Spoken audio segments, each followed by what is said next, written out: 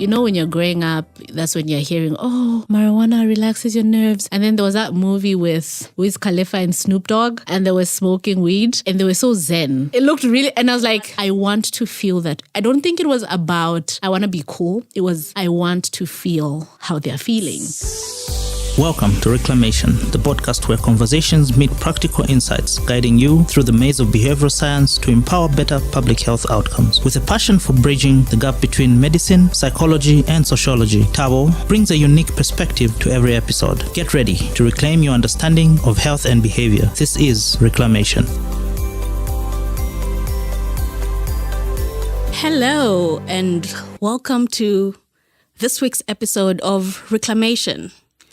On today's episode, we have a very special guest. She's special because she's somebody so dear to my heart. She's somebody I've known for years. Like since when did we meet? 24 years ago Yeah, now? I think it's been 24 years. So she's someone I know, someone I've grown up with, someone I've seen turn into this amazing and beautiful woman that she is. And she's gone through so much in life, so much that I'm hoping a lot of us can learn from and be inspired by her resilience and how she's overcome a lot of what life has thrown to her. She's Cecie. She's a good friend of mine. She was actually the one person who was my cheerleader when I had this idea of this podcast. So welcome to Reclamation, Cecie. Thank you so much. I am so excited to be here. Look at you, the podcast. Finally. Beautiful. Yeah, because the I'm last so time proud I of was you. on your podcast. Yes. And you didn't even know that you do this. And I'm just so proud of what you've accomplished and what you're doing. It's really beautiful to see. Thank you. Like you were part of the inspiration with your podcast. It's like, if Cecie can do it, I can do it too. Oh, I'm humbled. Yeah, so she's a marketing professional. She's a mental health activist. She's very passionate about human behavior. And she has a lived experience that has led to her passion and wanting to see other people do better. Can you tell us about that? Because I remember when we met years later after going some time without having been in contact, she shared her passion for mental health and a little bit about her story. So I'd like other people to understand, to say, what led to you? Why mental health? Why do you care so much about it? Okay. Hello, everybody. Cecie, as you have introduced. So actually, I only recently became very vocal about it. I always did it in the background. But over the past few months, I have seen how there's a gap in the mental health space. And a lot of us are struggling with demons that we face silently. And I think that is also how I came about with Behind Closed Doors, because I wanted to talk about things that we are hiding behind closed doors. So how did mental health come about? From as early as I can remember, I think 14, I would always be overcome with this overwhelming sadness, right? And I never really understood what it was. And obviously you can't share to anyone to say, oh, I'm sad, because everybody gets sad. And then obviously I attributed it to maybe so much that had been going on in my life. I have been surrounded by a lot of loss and a lot of trauma. I think that is what kind of started all of that, right? Yeah. By the time I was 15, 16, I was having blackouts. I was not eating. I was not sleeping. All I did was just rot. Oh. And it was so bad, so much that I had to be pulled out of school because of that. And this is something I've never shared with anybody, huh? Wow. I had to be pulled out of school for a year. And I was just rotting away.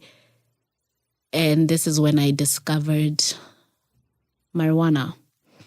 So there was somebody who was living in our area who would always give me, some joints. And that is the only way I would, talk to people, smile, do all this other stuff. So hold up. How did you get to discovering the marijuana part? Like, how did you, the first time that is, do you remember what What led you to think, let me try this out? I think Did you know that it would make you feel better? Were you hoping? Did you search for some things that didn't work and marijuana was one of those you bumped into? To be honest, I think it was just around the time, as a teenager, you're trying to, you're being woke. Like, we're trying alcohol, and I wasn't really a fan of alcohol. I tried that. It didn't work out for me.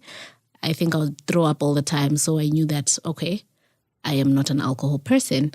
And, when you're growing up, that's when you're hearing, marijuana relaxes your nerves. And then there was that movie with Wiz Khalifa and Snoop Dogg. Yeah. And they were smoking weed. And they were so zen. It looked cool. It looked really... And I was like... want that. I want to feel that. I don't think it was about, I want to be cool. It was, I want to feel how they're feeling. Because the demons that I was fighting daily in my mind... I just wanted some silence. So when somebody had that and I had the opportunity to try it and in fact felt how I saw it on TV, It was beautiful. And this is something I did privately. For the most part, my mom traveled a lot. Okay. So it was not easy for her to tell that something's happening with my kid is starting to do drugs or any of that, right? So I started the marijuana. Whenever I'd feel some type of way, and then now it became to a point where I'm smoking maybe 4 to 6 joints in a day. If I don't smoke, I'll not sleep. If I don't smoke, I will not eat. I will not, So you I would not function. Dependent. Yes, I became very dependent. Mm-hmm. And then it got to a point where I don't feel anything else, just the high. And I started self-harming because I'd want to feel a different pain from what I'm struggling with. So I'd harm myself, slit my wrists, just so I could feel a bit alive. And now I started losing time because of that. I don't know if it was because of the marijuana or I really don't know, but I'd have blackouts. And so my mom sent me to the hospital to get my blood tested because maybe you have low sugar or something. Mm-hmm. Yeah. And when I got there, they tested everything. Everything was okay. And the doctor, spoke to me for a little bit, trying to understand when all this started, how I feel around just before I black out or after. Mm-hmm. And he told me that, what, your case needs a psychiatrist because it seems you have chronic depression and anxiety. Mm-hmm. So, but how he told me, and now that I think about it, I'm like, it could have broken me further because he said, if you continue down this path, you will die. And so as a teenager, as a 16-year-old, all I've heard is, I'm going to die. So that freaks you out. So I go home and I'm telling my mom, okay, so I'm going to die because I have something called anxiety and depression. And the grace that this woman showed, I'm very thankful to this day because an African parent being told that your kid has a mental illness is really, nobody wants to have a kid. That was like 10 years, over 10 years ago. That was over 10 years ago. Nobody wants to have a kid who's broken. So, I go to the psychiatrist and they do all the assessment. And yes, that is what I have. So they're giving me all these pills. Antidepressants, anti-anxiety meds, sleeping pills. Yeah. So I'm on a cocktail, right, of all these meds. And so I have to now work the meds and the marijuana because I'm still abusing that, right? And now it means Did your doctors know you were using? No, nobody. Till this day, till now in the podcast. This you don't know. Nobody knows. So the medication did not work. They instead numbed me because maybe the chemistry with the marijuana or maybe my body was not working with it. Because also you need to realize that at that time, over 10 years ago, that was trial and error. mental health wasn't something that, okay. It's just something we're still right now, exactly. But at least where we are at now, it's much better to manage. We've made progress in that area. But then it was really try and error. So, okay, if this didn't work, we'll try this next thing. If that didn't work, we'll try this. So I had a series of different medications on and off, you know. So... But the marijuana was still there. The marijuana was still constant. It was the constant. It was giving relief, would you say? It was giving relief. It was giving zen. It was giving peace. Yeah. And at some point, I thought to myself, I haven't been to school in over a year. And I have to pretend with my age mates. Yeah. I would, when it's 16:30, I'd wear my uniform and come outside so that people be like, oh, she's from school. And I think also having to keep up that took a toll on me, because also I was from a very small town where if I go to a social worker, everybody's going to know that, oh, John Van's child has a mental disease. And so I stopped going there altogether. And I had now to start pretending to say I'm fine. And I had to pretend even in my home to my parents to say I'm healed. Okay. So I'm praying, God is good. I'm healed. He saved me. And that just got worse. I think it's been an on and off thing from then to now in recent time, where I'm old enough to say, you know what, I can't rely on my parents to take care of me anymore because I'm an adult now. So I have to make the informed decision. I have to stand to say, this is not the life I want for myself anymore. So the therapist that I dreaded, I started going. And it was so bad that now in my adult years, living alone, I would just rot in my home and nobody knows. I just shut from the outside world. I don't eat. I don't bathe. I don't sleep. I just cry. And you're living like a grouch.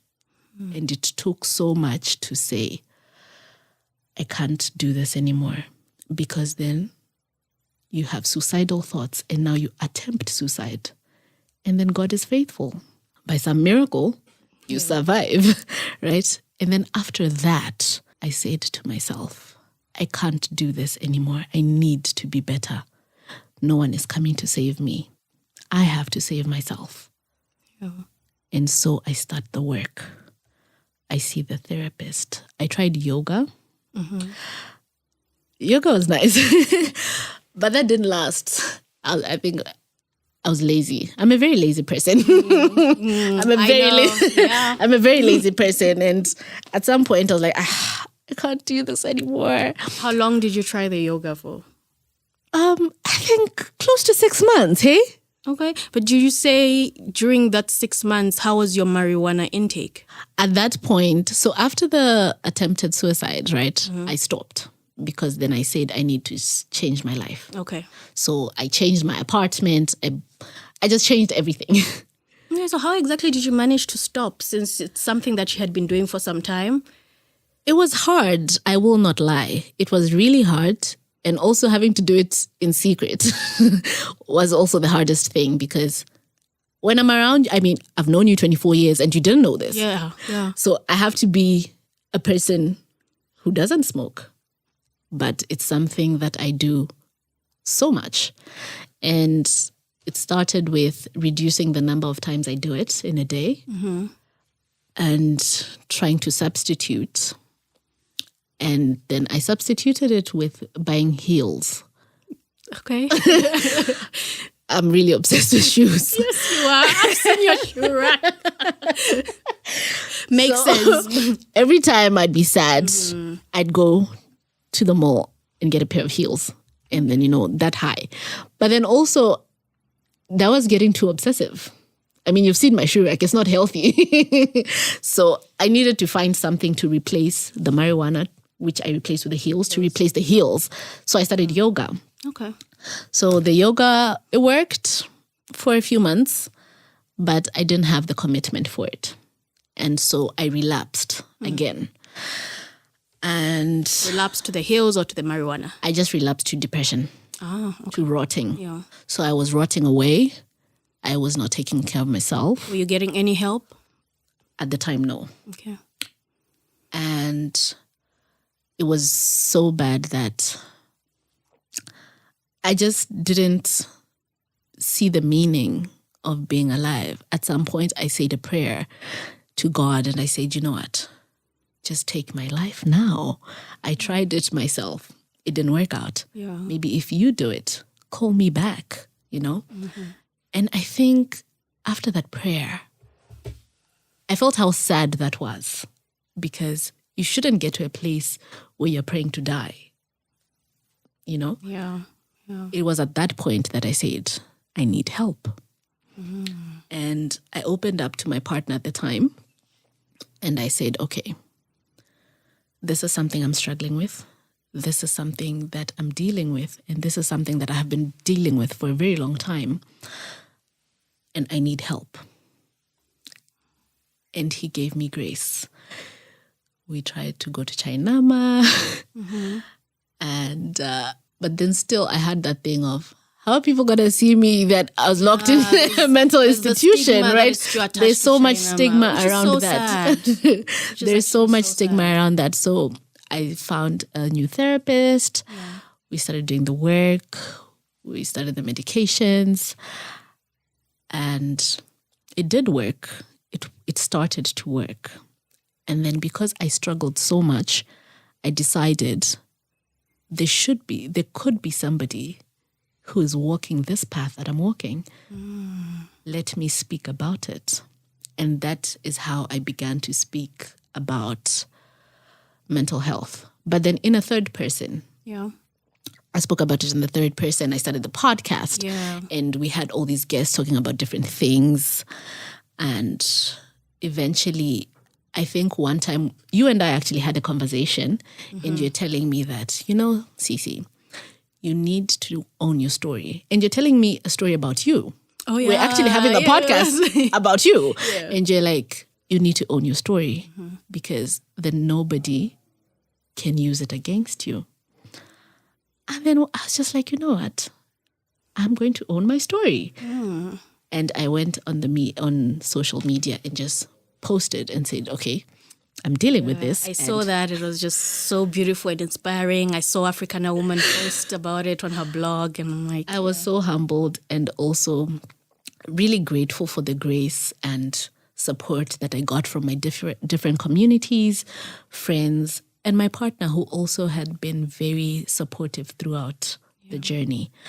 And now I'm trying to be a person that other people can see and say, okay, that person has suffered, is still suffering, is still struggling, because unfortunately it doesn't end. Yeah. It never goes away.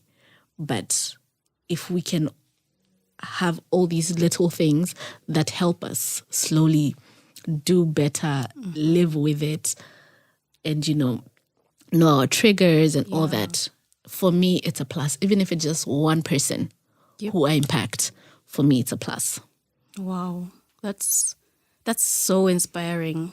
It's a beautiful story. I hate that you had to go through that, and I'm sorry you had to go through that, but I like how you have managed to get into the battlefield and fight and try to make a change in other people's life. And, you know, I've just realized just how a lot of the times we see people, young people, indulging in unhealthy habits. We see people indulging in alcohol, in smoking, the marijuana, tobacco, and different other vices. And we look at it from the outside and we judge. And it doesn't make sense for us because we look at them and we're wondering to say, but they know the effects of what they are doing, but why aren't they actually stopping? Like, for us, it's a button. We think it's a button that you can just snap and then the person should automatically snap out of it and stop. So it really just shows, you sharing your story shows how there's just so much that influences our behavior and our choice. And I'm looking at how you chose to indulge in marijuana at the time because you needed something. You desperately needed something, and that's what was available. And you did that for years, and it helped you. So I'm wondering, do you have anything you would say to, like, maybe a parent or family or friends who are looking at somebody indulging in something like marijuana or any unhealthy vice? You know, what you said is actually very true, because when you're looking from the outside, you don't know what a person is going through. Sometimes, quite all right, it's for, this is the wave now. Yeah. Everybody's doing it, so let me do it as well. But then sometimes there's something deeper, and the problem is people, before you understand, you judge first, right? Yeah. And you'd be so quick to say, this is so bad for your health. Hey, you're going to die. Yeah. You know, all that stuff. Yeah. And I think I have gotten to a place where I meet people with grace because I don't know what demons you're facing, what demons you're battling with. And I think we need to find ways to sensitize people without stigmatizing them. And I think this would play well with the behavioral science, because in the behavioral science, you have habits that counter the vices, right? In a way that is graceful, where you don't have to make a person feel bad than they already do. Yeah. Because when I stopped cutting myself, when I stopped self-harming, I then had to walk around with a rubber band. My therapist told me that instead of literally making yourself bleed, maybe try to... So it snaps and... Exactly. So it's not the best thing, but it's the next best thing. Yeah, yeah. You see? And even as they speak to me, they're not judging to say, but why are you cutting yourself? You're a big person. Yeah. Don't do that, you know, because you never know what someone is struggling with. But if we could find, and I think also it starts with people being open with these conversations. Yeah. It starts with these conversations, which are so uncomfortable, being had. And I'm so proud of you for sharing and starting this conversation with your story. Like it's you being vulnerable to the world, and hopefully we can tap into that and learn so much. So, yeah. Thank you. Well, we're on the right path, I guess. Yes, I think we're starting to get there. And I've seen that there's a lot of people now who are advocating for mental health. But then there's still people who are still stigmatizing, which is very shocking. But then also I have come to realize that people hide what's inside by, mocking other things. Because you'd find, I was also a person, I struggled with depression for over 10 years, right? Yeah. But I'd also be like, I would never see a shrink. Yeah, because I get that. It cost me zero to say, it is what it is, right? It's the same thing with even Chainama. Like, people know to say, yeah, you can see a therapist there, but then the thought of, okay, I drop off and I walk to Chainama, how is everybody going to... That's the thing. So I had to stop being a hypocrite first. So all of us have to stop being hypocrites first if we want to see the change, because we can't see change if we're not doing something ourselves. Yeah. You know that thing for, I'm starting with the man in the mirror? You can't tell your neighbor before you fix yourself. Yeah. So if we're not having these conversations, if we're not spreading the awareness, if we're not educating people, because other people genuinely just don't understand. True. Others, it's really just negligence, you know what I mean? So if we're not starting these conversations, educating people, spreading awareness, then we're not going anywhere. Wow. This has been a lovely conversation. It's just, I'm hoping even for the listeners, they realize just how much a lot of our emotions, a lot of things unseen really play a role in what we see on the outside, the behaviors we look at and judge, and the behaviors, the people we call junkies. Yeah. There's just so much more, and sometimes it's not just about the educating of the people, as I always say, to say you can't really keep telling somebody to say this is bad, because the help they need might not be them knowing the negative of what they're indulging in, but it might be much deeper than that. So I'm happy you brought this. It's been an insightful conversation. It's lovely. Thank you so much for sharing this story on Reclamation. Thank you so much for having me here. Yeah, so any last words? It's funny because I tell other people That, and then now you're like, what am I I think meet people with grace. Because you never know what people are dealing with and what people are constantly having to battle with. So no matter how you feel you would have acted differently in a situation, meet people with grace. Wow. That's powerful. That's lovely. She says meet people with grace. I hope this week we will try to look at the people we've been looking at and judging and try to extend some grace towards them, even as we form a picture of who we think they are or might be. That's a very powerful thing. Thank you so much for that, Chonga. Thank you so much, I'm so happy Cecie. for being here. Thank you so much. Yeah. So that was Cecie. She shared her story of how mental health affected her behavior, how she ended up taking marijuana, and how that was an escape from the depression that she was living with and that she has been living with. And it's been a very insightful conversation. And I think it leaves us with so much to reflect on. So much. We all have people who have behaviors we don't really understand. We're trying to make sense of. We probably even shout at them and judge them for that and don't understand why they're doing it. But maybe this is the time to question if there might be some hidden force behind why they are doing what they are doing. It could also be with you as an individual sometimes. You might find yourself indulging in certain substances or certain behavior that you really want to get rid of, but haven't really understood why you do it in the first place. So this could be a moment to reflect on that. So yeah, that's the end of the episode. Thank you so much for listening. Please do subscribe, share it with somebody who might be inspired by this lovely story. Thank you for joining me till the very end. In the world of behavioral science, every ending is just the beginning of something new. Please remember to subscribe, leave a comment, and stay tuned for more adventures in behavioral science as we continue our journey towards a healthier, more informed decision making. Until then, stay curious, stay vigilant, stay healthy. This is Tabo Lukato Hadonka signing off from Reclamation.